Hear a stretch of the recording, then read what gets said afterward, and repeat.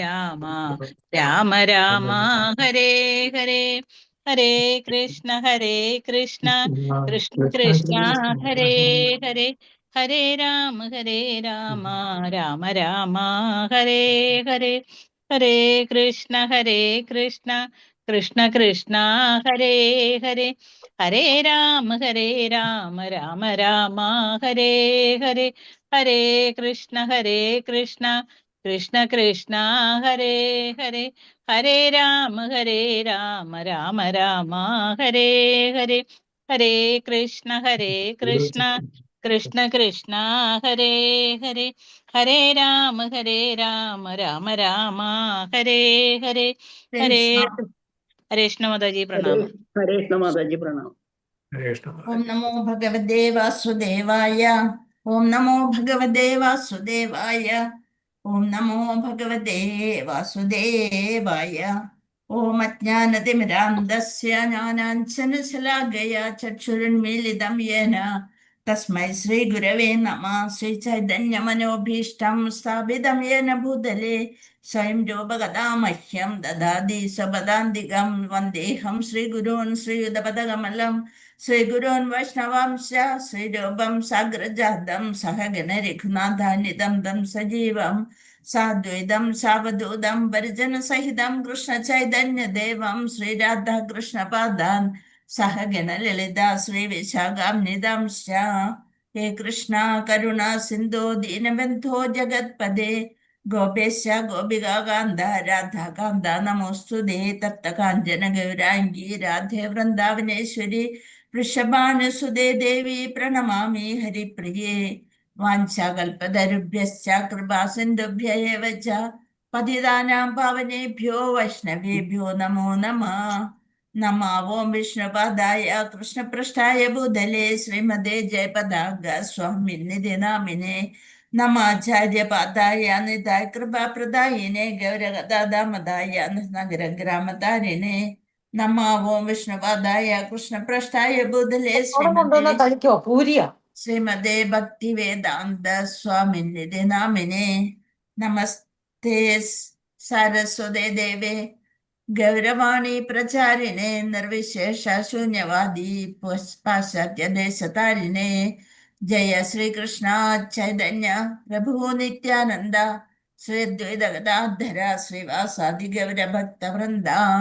ഹരേ കൃഷ്ണ കൃഷ്ണ കൃഷ്ണ ഹരേ ഹരേ ഹരേ രാമ രാമ രാമ ഹരേ ഹരേ.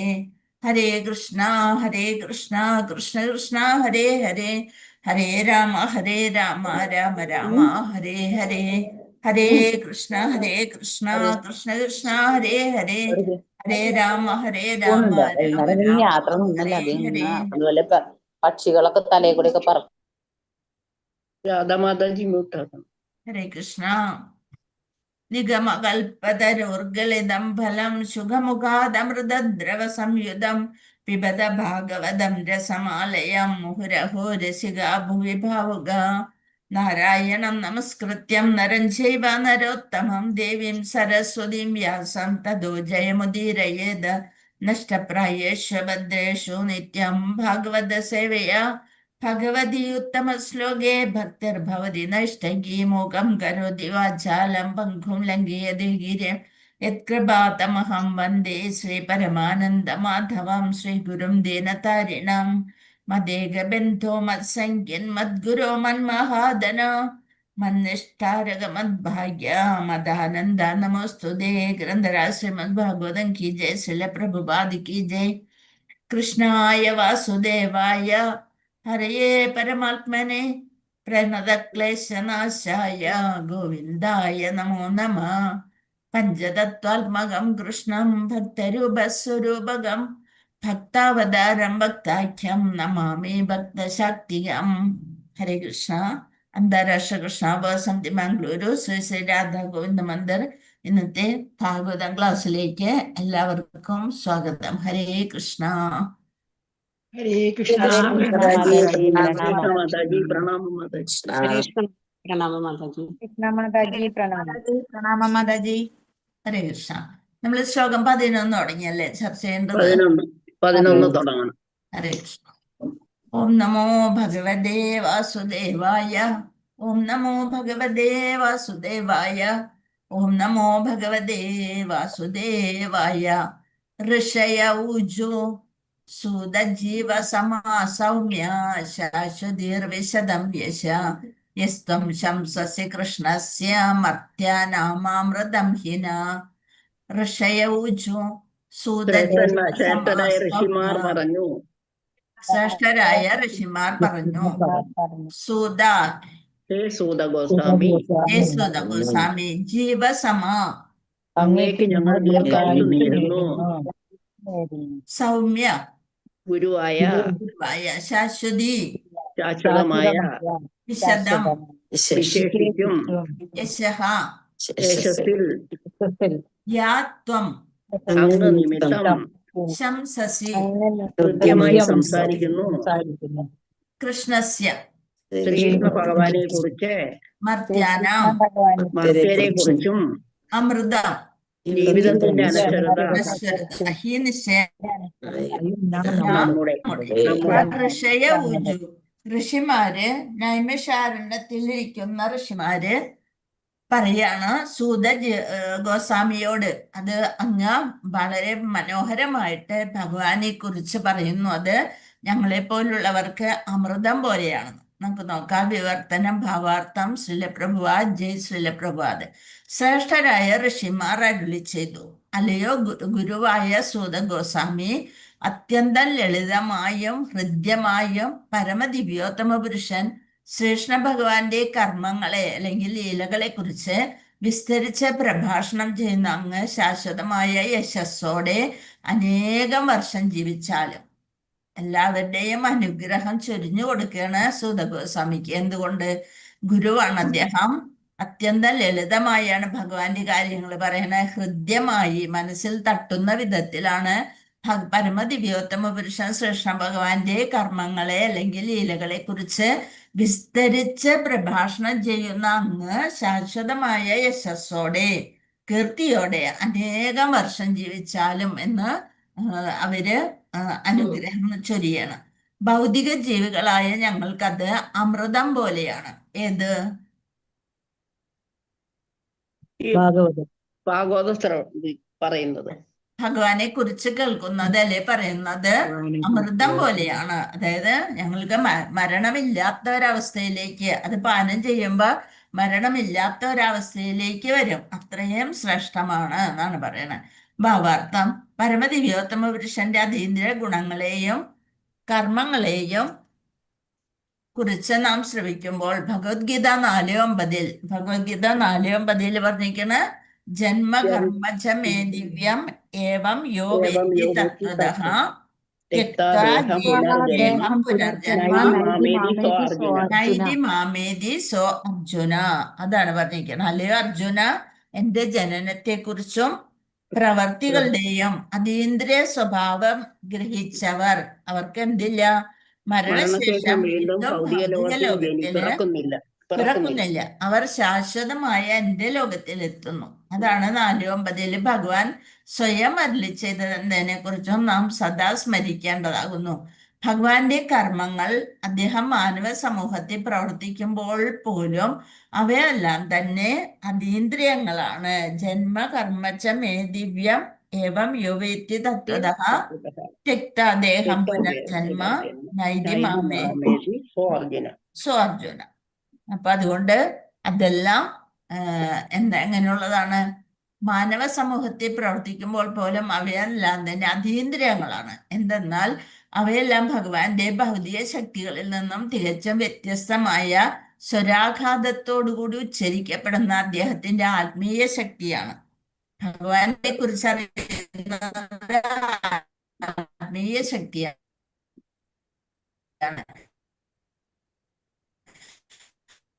ഭഗവത്ഗീതയെ പ്രതിപാദിച്ചിരിക്കുന്നു. എനിക്കാണോ പോയത്? അതുപോലെ അത്തരം കർമ്മങ്ങളെ ജന്മകർമ്മചമേ ദിവ്യം എന്നാണ് പറയുന്നത്. കട്ടാവുന്നുണ്ട്, ബ്രേക്ക് ആവുന്നുണ്ട്. Range pond Mataji. കേൾക്കണ്ട എല്ലാവർക്കും കേൾക്കുന്നുണ്ടോ? ഞാൻ ഇടയ്ക്കിടയ്ക്ക് ബ്രേക്ക് ആവുന്നുണ്ട്. ഇടയ്ക്കിടയ്ക്ക് പോകുന്നു. ആണോ? ഉം. ആ വ്യത്യസ്തമായ സ്വരാഘാതത്തോടുകൂടി ഉച്ചരിക്കപ്പെടുന്ന അദ്ദേഹത്തിന്റെ ആത്മീയ ശക്തിയാണ് ഭഗവത്ഗീതയിൽ പ്രതിപാദിച്ചിരിക്കുന്ന പോലെ അത്തരം കർമ്മങ്ങളെ ദിവ്യം എന്ന് വിശേഷിപ്പിക്കുന്നു. അതിൽ പറഞ്ഞിരിക്കണ ജന്മ കർമ്മച്ചമേ ദിവ്യം, ആ ദിവ്യമാണ്. ഭൗതിക ശക്തിക്ക് വിധേയമായി അദ്ദേഹം അവതരിക്കുകയോ കൃത്യനിർവഹണം നടത്തുകയോ ചെയ്യുകയില്ലെന്ന് ഇത് അർത്ഥമാക്കുന്നു. ഭൗതിക ശക്തിക്ക് വിധേയമായി അദ്ദേഹം അവതരിക്കുകയോ കൃത്യനിർവഹണം നടത്തുകയോ ചെയ്യുകയില്ലെന്ന് ഇത് അർത്ഥമാക്കുന്നു. അപ്പൊ ഭൗതിക ശക്തിക്ക് അതീതനാണ് ഭഗവാൻ. ഭൗതികത്തിന്, പ്രപഞ്ചത്തിന് അതീതനാണ്. അപ്പൊ കൃത്യനിർവഹണം നടത്തുകയോ ചെയ്യലെന്നത് അർത്ഥമാക്കുന്നു. സാധാരണ ജീവാത്മാക്കളെ പോലെ അദ്ദേഹത്തിന്റെ ശരീരം ഭൗതികമോ മാറ്റങ്ങൾക്ക് വിധേയമോ അല്ല. എങ്ങനെയുള്ളതാണ് ശരീരം? ഭൗതിക ശരീരം. അതീന്ദ്രിയമാണ്. അതീന്ദ്രിയ ശരീരമാണ്. ഭഗവാനിൽ നിന്നോ അല്ലെങ്കിൽ ആധികാരികമായ കേന്ദ്രങ്ങളിൽ നിന്നോ ഈ പരമാർത്ഥത്തെ മനസ്സിലാക്കുന്ന ഒരുവന് വർത്തമാന ഭൗതിക ശരീരം ഉപേക്ഷിച്ച ശേഷം മറ്റൊരു ജന്മമില്ല. അതാണ് നമ്മൾ 9ാമത്തെ ശ്ലോകത്തിൽ പറഞ്ഞത്. എന്താണ്? അത് ഗ്രഹിച്ചവർ മരണശേഷം വീണ്ടും ഭൗതിക ലോകത്തിൽ പിറക്കുന്നില്ല, അവർ ശാശ്വതമായ എന്റെ ലോകത്തിൽ എത്തുന്നു.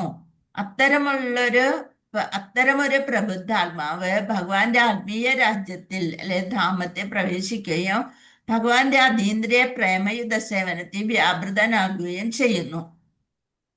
ഹരേ കൃഷ്ണ.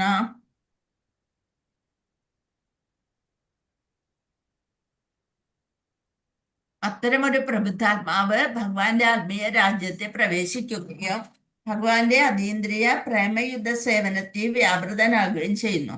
ആകയാൽ ഭഗവത്ഗീതയിലും ശ്രീമദ് ഭാഗവതത്തിലും പ്രതിപാദിച്ചിരിക്കുന്നത് പോലെ നാം എത്രത്തോളം ഭഗവാന്റെ അതീന്ദ്രിയ ഗുണങ്ങളെ കുറിച്ച് ശ്രവിക്കുന്നുവോ അത്രത്തോളം ഭഗവാന്റെ അതീന്ദ്രിയ സ്വഭാവത്തെക്കുറിച്ച്, അസ്തിത്വത്തെ നമുക്ക് മനസ്സിലാക്കാൻ കഴിയുന്നു.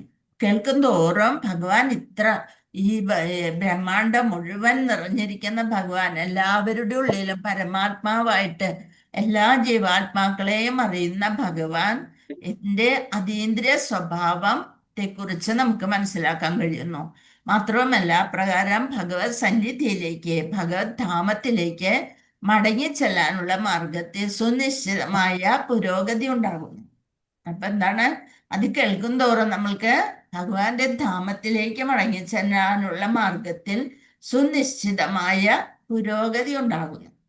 അതാണ് ശ്ലോകം 11. ശ്ലോകം 12 ഇപ്പൊ കേൾക്കണുണ്ടോ മാതാജി? കേൾക്കുന്നു. ശ്ലോകം 12. കർമ്മണ്യസ്മിന്നനാശ്വാസ്യേ ധൂമധൂമ്രാത്മനം ഭവാൻ ആപായയതി ഗോവിന്ദ പാദപത്മാസവം മധു. കർമ്മണ്യസ്മിന്നനാശ്വാസ്യേ ധൂമധൂമ്രാത്മനം ഭവാൻ ആപായയതി ഗോവിന്ദ പാദപത്മാസവം മധു. കർമ്മണി, അനുഷ്ഠാനത്തെ സംബന്ധിച്ച് അസ്മിൻ അനാശ്വാസ്യേ നിശ്ചിതത്വമില്ലാതെ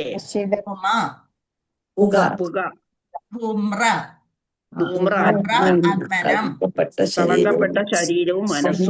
കളങ്കപ്പെട്ട ശരീരവും മനസ്സും ഭവാൻ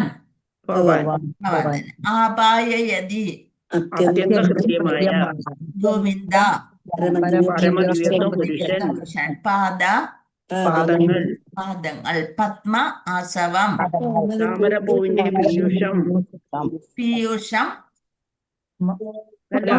താമരപ്പൂവിന്റെ പീയൂഷം മധു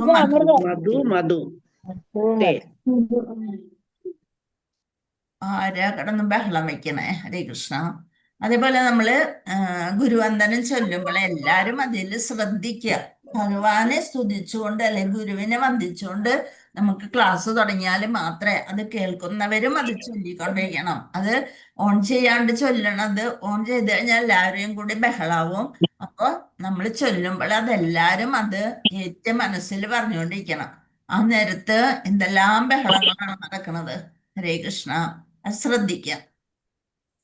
വിവർത്തനം ഭാവാർത്ഥം. വിവർത്തനം. അനേകം ന്യൂനതകളാൽ അപൂർണമായ ഞങ്ങളുടെ കർമ്മം മൂലം ഫലമുണ്ടാകുമോ എന്ന നിശ്ചയമില്ലാതെ ഈ അഭികാമ്യ കർമ്മം പുണ്യയജ്ഞം ആരംഭിച്ചിരിക്കുന്നു. ആര് പറയണതൊക്കെ? ഋഷിമാര്. നൈമിഷാരണ്യത്തില് യജ്ഞം ചെയ്യുന്ന ഋഷിമാരാണ് ഇത് പറയണത്. അനേകം ന്യൂനതകള് ഈ കലിയുഗത്തില് ഇതെല്ലാം ചെയ്യാനായിട്ട് വളരെ പ്രയാസപ്പെട്ടതാണ്. അപ്പൊ അനേകം ന്യൂനതകളുണ്ട്. അതിന് അത് അപൂർണമായ ഞങ്ങളുടെ കർമ്മം മൂലം ഫലമുണ്ടാകുമോ എന്ന നിശ്ചയമില്ലാതെ ഈ അഭികാമ്യ കർമ്മം പുണ്യയജ്ഞം ആരംഭിച്ചിരിക്കുന്നു. ഞങ്ങളുടെ കളേബരം. എന്താണ് കളേബരം എന്ന് വെച്ചാല്? ശരീരം ശരീരം. നമ്മുടെ ശരീരം ശരീരം യാഗധൂമങ്ങളാൽ ശ്യാമവർണ്ണമായെങ്കിലും ഞങ്ങൾ പരമദിവ്യോത്തമ പുരുഷൻ ഗോവിന്ദനാൽ വിതരണം ചെയ്യപ്പെടുന്ന പാതാരവിന്ദ സുധ സത്യമായും ആസ്വദിക്കുന്നു. ഈ യാഗത്തെ നടത്തുമ്പോ കുറേ പുകയും പൊടിയും ഒക്കെ ഇങ്ങനെ വന്നുകൊണ്ടേയിരിക്കും. അത് നൈമിഷാരണ്യം എന്ന് പറഞ്ഞാൽ ഇത്രയും വലിയൊരു സ്ഥലത്ത് വെച്ചാണ് ഈ യാഗം നടത്തുന്നത്. ധാരാളം അഗ്നിയില് നിവേദിക്കലും പിടിക്കലൊക്കെ നടക്കുമ്പോ എല്ലാവരും ശ്യാമവർണ്ണമായെങ്കിലും ആ പൊടിയും കരിയും ഒക്കെ തട്ടിയിട്ട് അങ്ങനെയായെങ്കിലും എന്താവും? പരമദിവ്യോത്തമ പുരുഷൻ ഗോവിന്ദനാൽ വിതരണം ചെയ്യപ്പെടുന്ന പാതാരവിന്ദ ശുദ്ധ സത്യമായും ആസ്വദിക്കുന്നു. ഞങ്ങൾക്ക് അവിടെ നടക്കുന്ന ഓരോ കാര്യത്തിലും ഭഗവാന്റെ ആ കാൽപ്പാടം, പാദത്തിന്റെ ശുദ്ധ അമൃത് മധു സത്യമായും ആസ്വദിക്കുന്നു. താമരപ്പൂവിന്റെ പീയൂഷം. ഭാവാർത്ഥം. നൈമിഷാരണ്യത്തിലെ ഋഷിമാരാൽ ജ്വലിപ്പിക്കപ്പെട്ട യാഗാഗ്നി അനേകം ന്യൂനതകൾ ഉള്ളവയാകിയാൽ തീർച്ചയായും ധൂമസമ്പൂർണവും ധാരാളം പൊടിയുള്ളതും സന്ദേഹപൂരിതവുമായിരുന്നു. ധാരാളം ന്യൂനതകൾ ഉള്ളതായിരുന്നു. കലിയുഗത്തിൽ അത്തരമൊരു യജ്ഞം വിജയകരമായി നിർവഹിക്കാൻ യോഗ്യരായ വിദഗ്ധ ബ്രാഹ്മണരുടെ അഭാവമായിരുന്നു അതിൽ ആദ്യത്തെ ന്യൂനത. എന്താണ് ആദ്യം ന്യൂനത? കലിയുഗത്തിലെ യജ്ഞങ്ങള് അത്ര നന്നായിട്ട് നടക്കില്ല എന്ന് പറയാൻ കാരണം യോഗ്യരായ വിദഗ്ധരായ ബ്രാഹ്മണരുടെ ബ്രാഹ്മണര് കുറവായിരുന്നു.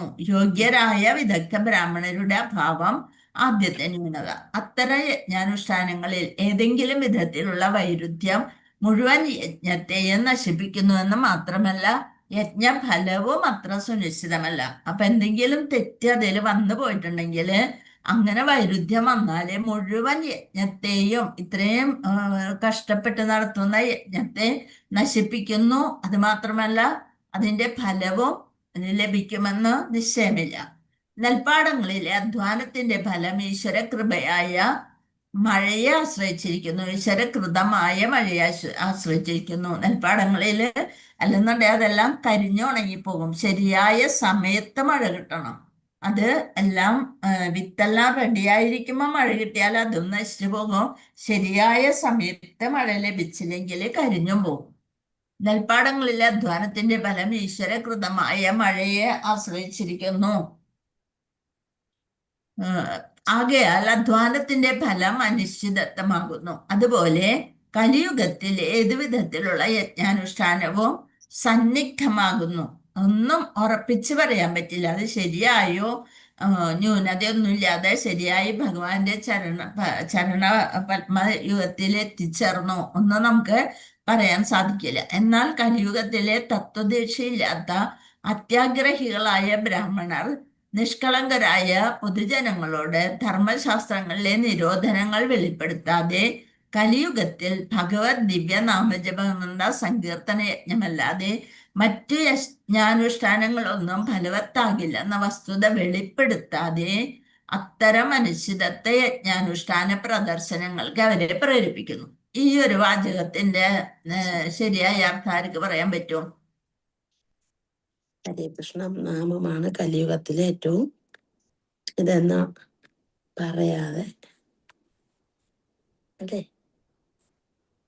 ഹരിനാമ യജ്ഞമാണ് കലിയുഗത്തിലെ വേണ്ടത്. ശരിയായ യജ്ഞം ഹരിനാമ യജ്ഞമാണെന്ന് ആര് വെളിപ്പെടുത്തുന്നില്ല? ബ്രാഹ്മണര് അത് വെളിപ്പെടുത്താതെ അവർ യജ്ഞത്തിന് എല്ലാം സാക്ഷ്യം വഹിക്കുന്നു.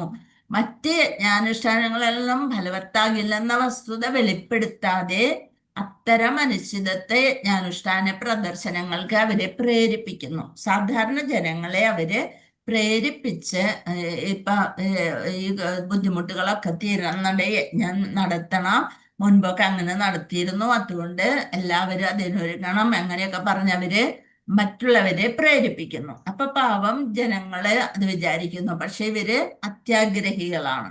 അത് നമ്മൾക്ക് അറിയണില്ല. പക്ഷെ കലിയുഗത്തില് മറ്റൊന്ന് എല്ലാം ന്യൂനതകളുണ്ട്. അപ്പൊ അതുകൊണ്ട് നിങ്ങൾ നാമജപയജ്ഞം ചെയ്താൽ മതിയെന്ന് അവരൊട്ട് വെളിപ്പെടുത്തുന്നുമില്ല. അത്തരം അനിശ്ചിതത്വ യജ്ഞാനുഷ്ഠാന പ്രദർശനങ്ങൾക്ക് അവരെ പ്രേരിപ്പിക്കുന്നു. ഋഷിമാരുടെ സങ്കീർത്തന യജ്ഞത്തിന് മുമ്പായി സൂത ഗോസ്വാമി ഭഗവാന്റെ അതീന്ദ്രിയ കർമ്മങ്ങളെ കുറിച്ച് വർണ്ണിച്ചുകൊണ്ടിരുന്നു. സൂത ഗോസ്വാമി എന്ത് ചെയ്തു? അതീന്ദ്രിയമായ ഭഗവാന്റെ ഋഷിമാര് സങ്കീർത്തന യജ്ഞത്തിന് മുമ്പായി സൂത ഗോസ്വാമി ഭഗവാന്റെ അതീന്ദ്രിയ കർമ്മങ്ങളെ കുറിച്ച് വർണ്ണിച്ചുകൊണ്ടിരിക്കുന്നു. അപ്പൊ ശ്രവണം അവിടെ നടന്നുകൊണ്ടേയിരിക്കുന്നു. അങ്ങനെ അവർക്ക് ഭഗവാന്റെ അതീന്ദ്രിയ കർമ്മങ്ങളുടെ ശ്രവണ ഫലം യഥാർത്ഥമായിക്കൊണ്ടിരിക്കുന്നു. ഭക്ഷിച്ചുകൊണ്ടിരിക്കുന്ന ഒരുവന് ഭക്ഷണത്തിന്റെ സ്വാദ് അനുഭവിച്ചറിയാവുന്നത് പോലെ നല്ലൊരു വിശന്ന സമയത്ത് മാത്രമാണ് ഭക്ഷണത്തിന്റെ സ്വാദ് ശരിക്കും അറിയാനും സാധിക്കുള്ളൂ. അപ്പൊ സ്വാദോടുകൂടി അതിൽ തന്നെ ശ്രദ്ധിച്ചുകൊണ്ട് ഭക്ഷണം കഴിക്കുന്നത് അവരെ അനുഭവിച്ചറിയാണ് ചെയ്യണം. അതുപോലെ ഒരുവന് ഇതും പ്രായോഗികമായി അനുഭവിച്ചറിയാൻ കഴിയുന്നു. ഈ സൂത ഗോസ്വാമിയുടെ ഭഗവാനെ കുറിച്ചുള്ള ലീലകളെ പറഞ്ഞുകൊണ്ടിരിക്കുന്നത് പാരായണം കേട്ട് അവർക്ക് ശ്രവണം നടക്കുകയാണ് ചെയ്യുന്നത്. അത് അവര് അനുഭവിച്ചറിയാണ് ചെയ്യുന്നത്. ആത്മീയ സാക്ഷാത്കാരം പ്രവർത്തിക്കുന്നത് ഇപ്രകാരമാണ്. അങ്ങനെ അനുഭവിക്കുന്നതിലൂടെ ആത്മീയ സാക്ഷാത്കാരം ഉണ്ടാകുന്നു. നൈമിഷാരണ്യത്തിലെ ഋഷിമാർ യാഗാഗ്നിയിൽ നിന്ന് ഉയരുന്ന ധൂമങ്ങളാൽ വിഷമിക്കുന്നു എന്ന് മാത്രമല്ല, അവർ യജ്ഞഫലത്തെക്കുറിച്ച് സന്ദേഹാലുക്കളുമാണ്. അവർക്ക് ഈ പൊടിയും ഇതൊക്കെ അവർക്ക് വന്ന ബുദ്ധിമുട്ടുണ്ട്. അപ്പോഴും അവർക്ക് ഇത് ശരിയായ ഫലം കിട്ടുമോ എന്ന് സന്ദേഹമുണ്ട്. എന്നാൽ ശ്രീ സൂത ഗോസ്വാമിയിൽ നിന്നും കർമ്മങ്ങൾ ശ്രവിച്ച് അവർ സർവാതിശയവും ആത്മജ്ഞാനപരവും അതീന്ദ്രിയവുമായ ഭഗവത് കർമ്മങ്ങൾ ശ്രമിച്ച് അവർ പൂർണ്ണ സംതൃപ്തരായി. അങ്ങനെ യാഗം നടത്തിക്കൊണ്ടിരിക്കുന്ന സമയത്താണ് സൂത ഗോസ്വാമി അവിടെ പ്രത്യക്ഷപ്പെട്ട് ഭഗവാനെ കുറിച്ച് എല്ലാ കാര്യങ്ങളും വളരെ വിശദമായി അവർക്ക് പറഞ്ഞു കൊടുത്തപ്പോൾ അവര് പൂർണ്ണ സംതൃപ്തരായി. ബ്രഹ്മവൈവർത്ത പുരാണത്തിൽ വിഷ്ണു ശിവനോട് ഇപ്രകാരം അരുളി ചെയ്യുന്നു: കലിയുഗത്തിൽ വിവിധ തരത്തിലുള്ള ഉത്കണ്ഠകളാൽ ഉഴറുന്ന ജനങ്ങൾ അഭികാമ്യ കർമ്മങ്ങളിലും സൈദ്ധാന്തിക വീക്ഷണങ്ങളിലും വ്യർത്ഥമായി പരിശ്രമിക്കുന്നു. ശിവനോട് വിഷ്ണു തന്നെ പറഞ്ഞു കൊടുക്കുന്നുണ്ട്, കലിയുഗത്തില് എപ്പോഴും ഉത്കണ്ഠയാണ്. എന്തിനും ഒരു കുട്ടിനെ നമ്മള് തന്നെ പറഞ്ഞയച്ച് ഒരു മകൻ അല്ലെങ്കിൽ മകള് പുറത്ത് പോയിരിക്കാണ് അല്ലെ പഠിക്കാൻ പോയിരിക്കാണ്, തിരിച്ചു വരണ വരെ നമുക്ക് വേറെ ചിന്തകളാണ്. എന്തൊക്കെയാണോ നടക്കാൻ പാടില്ലാത്തത് അതിനെ കുറിച്ച് ചിന്തിച്ച് ഉത്കണ്ഠപ്പെട്ടോട്. ഇനി പറഞ്ഞയച്ചില്ലെങ്കിലോ, അയ്യോ എൻ്റെ കുട്ടി ഇന്ന് ക്ലാസ്സിൽ പോയില്ല എന്ന് പറഞ്ഞ അതിനെ കുറിച്ചുള്ള ചിന്തകള്. അങ്ങനെ എല്ലാത്തിനും ഉത്കണ്ഠയാണ്. നമ്മുടെ വീട്ടിലുള്ള ആരെങ്കിലും ഒന്ന് പുറത്തു പോയി കഴിഞ്ഞാല് നമ്മൾ വേറെ പല പല ചിന്തകളാവും. ഒരു 10 മിനിറ്റ് പോലും വൈകുമ്പോഴത്തേനും നമ്മൾ കിടന്ന് ആവശ്യമില്ലാത്ത ചിന്തകള് വന്നു കഴിയുമ്പോ ഈ ഒരു കാര്യത്തിന് സമാധാനമായി. അപ്പൊ പറഞ്ഞ കാര്യങ്ങളൊന്നും കൊണ്ടുവന്നില്ലെങ്കിൽ അതിന് വീണ്ടും വഴക്കും ചിന്തകളും. അങ്ങനെയാണ്. അപ്പൊ കലിയുഗത്തില് ഇതാണ് സംഭവം. ഉത്കണ്ഠകളാൽ ഉഴറുന്ന ജനങ്ങൾ അഭികാമ്യ കർമ്മങ്ങളിലും സൈദ്ധാന്തിക വീക്ഷണങ്ങളിലും വ്യർത്ഥമായി പരിശ്രമിക്കുന്നു. എനിക്കത് കിട്ടിയേ തീരുള്ളൂ, അല്ലെങ്കിൽ ഇങ്ങനെ അറിഞ്ഞേ തീരുള്ളൂ എന്ന് പറഞ്ഞുകൊണ്ട് വ്യർത്ഥമായി പരിശ്രമിക്കുന്നു. എന്നാൽ അവർ ഭക്തിയുത സേവനത്തിൽ ഏർപ്പെടുമ്പോൾ ഫലം സുനിശ്ചിതമാകുന്നു. അവരെന്ത് ചെയ്യണം? ആ സമയത്ത് ഒരു മാലെടുത്ത് വെച്ച് ജപിക്കുക. അപ്പോഴത്തേനും ഭഗവാൻ എന്തായാലും എവിടെ പോയാലും അവരെ കാത്തു രക്ഷിച്ചു കൊള്ളട്ടെ എന്ന് വിചാരിച്ചുകൊണ്ട് നമ്മൾ ആവശ്യമില്ലാണ്ട് വിഷമിച്ചിട്ട് എന്ത് കാര്യം, എല്ലാം ഭഗവാന്റെ ഇച്ഛ അങ്ങനെ വിചാരിച്ചുകൊണ്ട് ചെയ്യുമ്പോ ഭക്തിയുത സേവനത്തിൽ ഏർപ്പെടുമ്പോൾ ഫലം സുനിശ്ചിതമാകുന്നു. മാത്രവുമല്ല, ഭക്തിയുത സേവനത്തിൽ അധ്വാനം അഥവാ ഊർജം പാഴായി പോകുന്നില്ല. നമ്മൾ ഈ ജന്മത്തില് കുറച്ച് ചെയ്താലും അതിന്റെ ഫലം നമ്മൾ വരും ജന്മങ്ങളിൽ അതിന് ഉള്ള ഒരു ബാങ്ക് ബാലൻസുമായിട്ടാണ് നമ്മൾ പോകുക. അന്യഥ ഭക്തിയുത സേവനരഹിതമായതെന്തും അവ ആത്മീയ സാക്ഷാത്കാരത്തിനായി അനുഷ്ഠിക്കപ്പെടുന്നതായാലും ഭൗതിക നേട്ടങ്ങൾക്കായി നിർവഹിക്കപ്പെടുന്നതായാലും അവയൊന്നും തന്നെ വിജയപ്രദമാകുകയില്ല. ആത്മീയ നേട്ടത്തിനായിട്ടായാലും നമ്മൾ ഭഗവാനിൽ ഒരു വിശ്വാസമില്ലാതെ ഒരു മാല എടുത്ത് വെച്ച് ഇങ്ങനെ ജപിക്കുക, അതിൻ്റെ ഇടയിൽ ഫോണിൽ കൂടെ തോണ്ടിക്കൊണ്ടിരിക്കുക, അല്ലെന്നുണ്ടെങ്കിൽ TV കണ്ടുകൊണ്ടിരിക്കുക, അല്ലെന്നുണ്ടെങ്കിൽ റോട്ടിൽ കൂടെ പോണത് ശ്രദ്ധിച്ചുകൊണ്ടിരിക്കുക, അങ്ങനെയായിട്ട് അങ്ങനെ ആത്മീയ സാക്ഷാത്കാരത്തിന് അനുഷ്ഠിക്കപ്പെടുന്നതായാലും ഭൗതിക നേട്ടങ്ങൾക്കായി നിർവഹിക്കപ്പെടുന്നതായാലും അവയൊന്നും തന്നെ വിജയപ്രദമാകുന്നില്ല. അപ്പൊ ഭക്തിയുത സേവന എന്തും നമ്മൾക്ക് വിജയപ്രദമാകുകയില്ല. ശ്ലോകം 13. തുലയാമലവേനാഭീന സ്വർഗം ന പുനർഭവം ഭഗവത് സംഗസ്യ മർത്യാനാങ്കിമുദാശിഷ. തുലയാമ തുലനം ചെയ്യുക. തുലനം ചെയ്യുക. ലവേന ഒരു നിമിഷത്തിലെ അഭി പോലും ന അല്ല സ്വർഗം സ്വർഗം ന ഇല്ല. പുന അപുന ഭവം ദ്രവ്യത്തിൽ നിന്നുള്ള മോചനം. ഭഗവത് സംഗി ഭഗവത് സംഗസ്യ സംസർഗം. മർത്യാനാം മർത്യന്മാർ കിം ഉദ എന്തു എന്ത് പറയുവാനാണ്? പറയാനാണ്. ആശിഷ ഭൗതികമായ ആശീർവാദനം, ഭൗതികമായ ആശീർവാദം. വിവർത്തനം ഭാവാർത്ഥം സുലപ്രഭുവ ജയ് സുലപ്രഭുവ. ഭഗവത് ഭക്തരുമായുള്ള ക്ഷണനേരത്തെ സംസർഗത്തെ, കുറച്ചു നേരം ഭഗവത് ഭക്തരുമായുള്ള ലവേന ഒരു നിമിഷത്തിലെ ക്ഷണനേരത്തെ സംസർഗത്തെ സ്വർഗപ്രാപ്തിയുമായോ ഭൗതിക വസ്തുക്കളിൽ നിന്നുള്ള മോചനത്തോട് പോലുമോ താരതമ്യം ചെയ്യുക അസാധ്യമാണ് എന്നിരിക്കെ മൃത്യുവിനെ വിവക്ഷിക്കുന്ന പ്രാപഞ്ചികാനുഗ്രഹങ്ങളായ ഭൗതിക സമൃദ്ധിയെക്കുറിച്ച് എന്ത് പറയാനാണ്?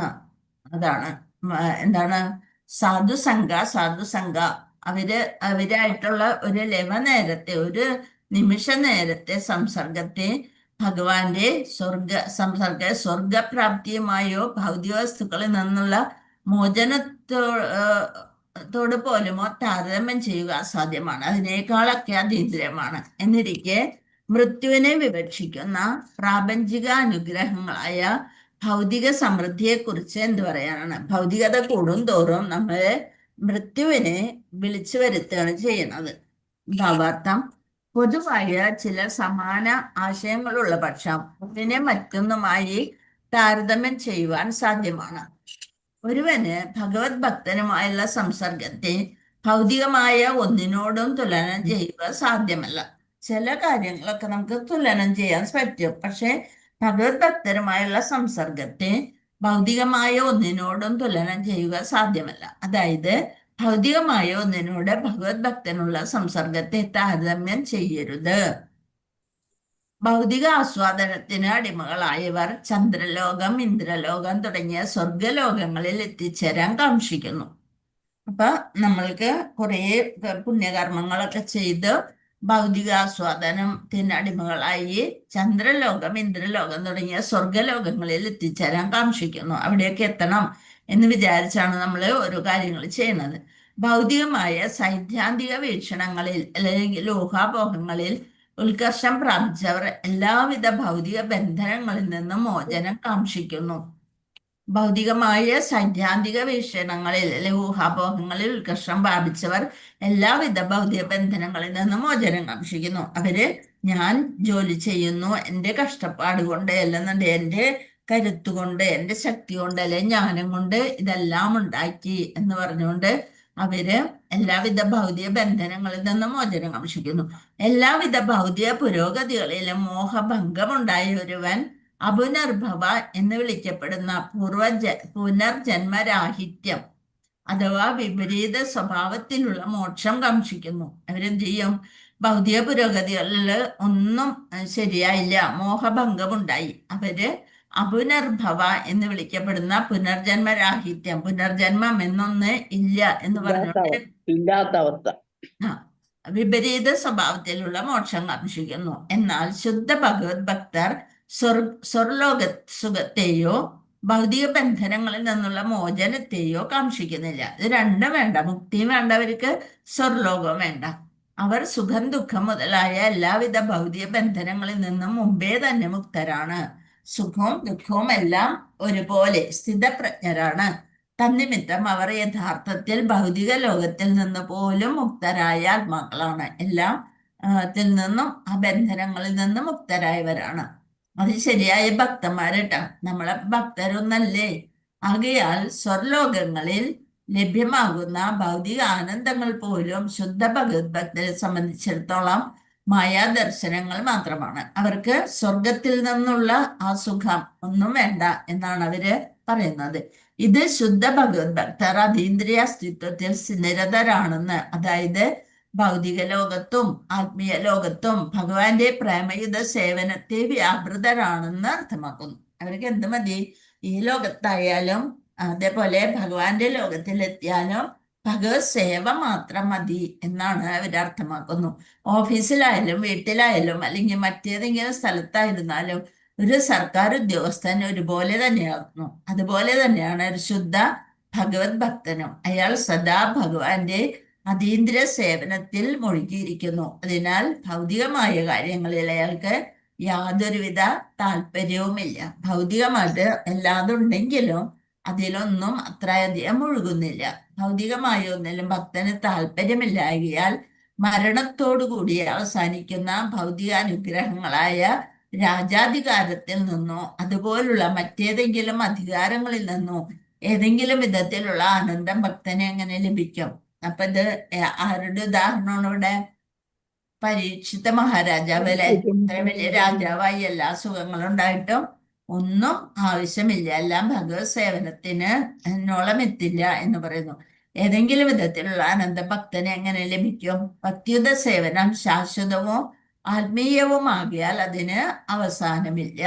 അതില് ഈ ലോകത്തായാലും ആത്മീയ അന്തരീക്ഷത്തിലായാലും ഭഗവാന്റെ സേവ മാത്രം ആഗ്രഹിക്കുന്നു. ഒരു ശുദ്ധ ഭക്തന്റെ സ്വത്ത് ഭൗതിക സ്വത്തിൽ നിന്നും തികച്ചും വ്യത്യസ്തമാകയാൽ രണ്ടും തമ്മിൽ യാതൊരു വിധത്തിലുള്ള താരതമ്യവും പാടില്ല.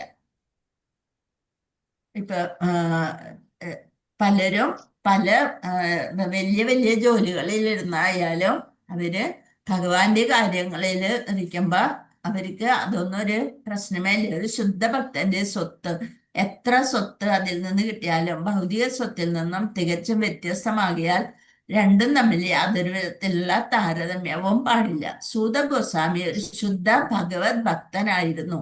ആകയാൽ നൈമിഷാരണ്യത്തിലെ ഋഷിമാരുമായുള്ള അദ്ദേഹത്തിന്റെ സംസർഗം അതിവിശിഷ്ടമാണ്. സൂത ഗോസ്വാമി ആരായിരുന്നു?